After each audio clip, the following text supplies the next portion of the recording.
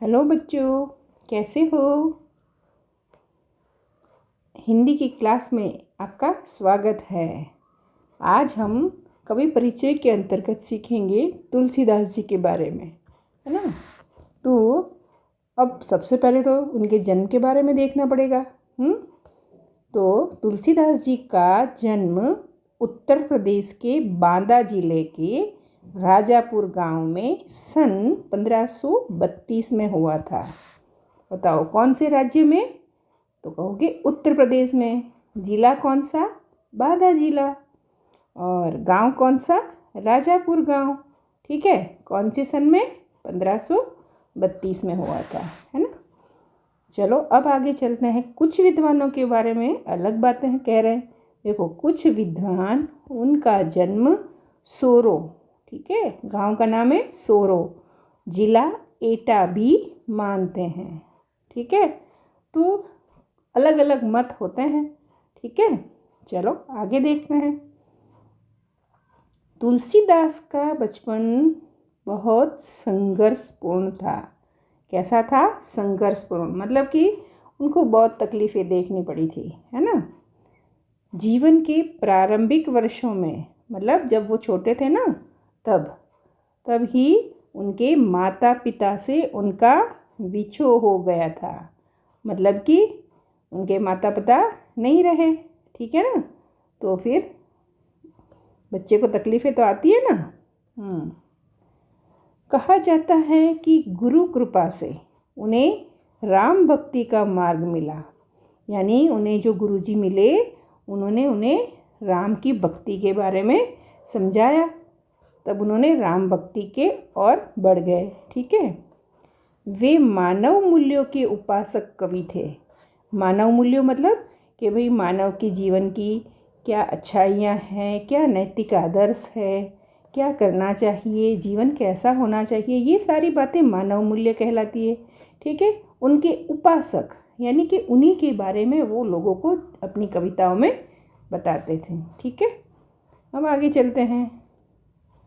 राम भक्ति परंपरा में तुलसी अतुलनीय है। यहाँ कहने का मतलब क्या हुआ कि तुलसी जी की तुलना ही नहीं की जा सकती, वो सबसे बढ़िया है। तो किसमें?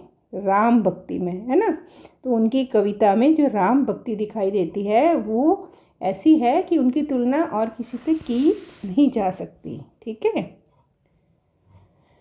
तो हम इसी बात को दोबारा कैसे कहते हैं? राम भक्ति परंपरा में तुलसी अतुलनीय है। ठीक है, अब आगे चलते हैं।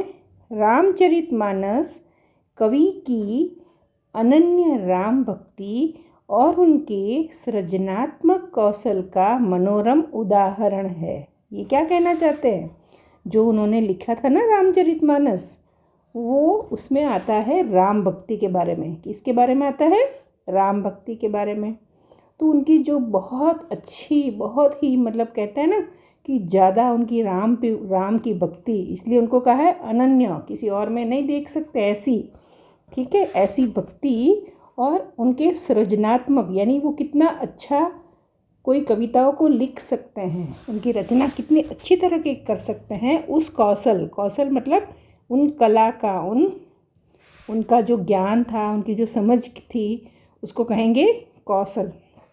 उसका मनोरम मतलब बहुत सुंदर उदाहरण है। ठीक है ना, तो रामचरितमानस को बहुत अच्छा उदाहरण मानते हैं उनकी राम भक्ति के लिए। ठीक है, याद रखना है। देखो, कवि परिचय में ये सारी बातें लिखनी बहुत ज़रूरी होती है ना।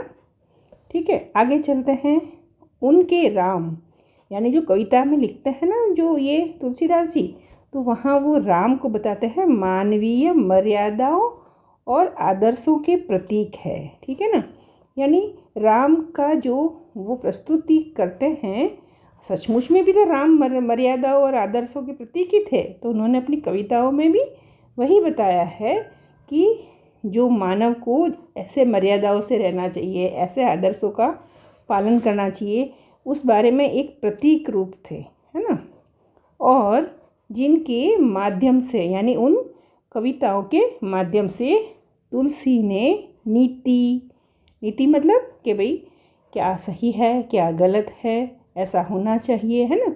स्नेह मतलब आपसी प्रेम भाव। शील यानी अच्छे संस्कारों के बारे में, विनय के बारे में, त्याग के बारे में, ऐसे उदात्त आदर्शों को प्रतिष्ठित किया है, मतलब कि बताया है कि ऐसे आदर्श होने चाहिए, ऐसा शील होना चाहिए, है ना। ठीक है। अब आगे बात करें कि रामचरितमानस उत्तरी भारत की जनता के बीच बहुत लोकप्रिय है ना। उत्तरी भारत है ना, वहाँ के लोगों को तो बहुत ही प्रिय है। क्या? रामचरितमानस। ठीक है। तो मानस के अलावा उन्होंने क्या क्या लिखा है? कवितावली, गीतावली, दोहावली, कृष्ण गीतावली और विनय पत्रिका आदि उनकी प्रमुख रचनाएं हैं। ठीक है ना। और अब देखो उनकी भाषाएं कौन सी? तो उनकी भाषाएं हैं अवधी और ब्रज। इन दोनों भाषाओं पर उनका समान अधिकार था। कहने का मतलब इन दोनों भाषाओं में वो बहुत अच्छा लिख सकते थे, है ना। अब बात करें उनकी मृत्यु कब हुई? तो सन 1623 में काशी में उनका देहावसान हुआ। ठीक है। तो आगे बताते हैं कि ये जो तुलसी ने जो रामचरितमानस की रचना की थी, ये कौन सी भाषा में की थी? अवधी में। ठीक है। ये हमारे प्रश्नों में छोटे प्रश्न आते हैं, खाली जगह आती है ना, उसमें ऐसे प्रश्न पूछे जाते हैं कि उनकी मृत्यु कब हुई, उनका जन्म कब हुआ, है ना, रामचरितमानस की भाषा कौन सी है। ठीक है। ऐसे ऐसे ऐसे प्रश्न आते हैं, इसलिए हमें ये याद रखना है। ठीक है। अब ये विनय पत्रिका और कवितावली, ये दो रचनाएं हैं वो ब्रज भाषा में हुई है। ठीक है। तो याद रखना है, रामचरितमानस की रचना हुई है अवधी में और विनय पत्रिका और कवितावली की रचना हुई है ब्रज भाषा में। ठीक है।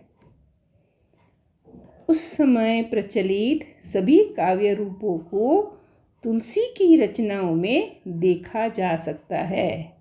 यानी तुलसी के समय जो भी काव्य करने के तरीके होते थे ना काव्य रचनाओं के, उन सभी तरीकों में उन्होंने अपनी रचनाओं को बनाया है ना। ठीक है।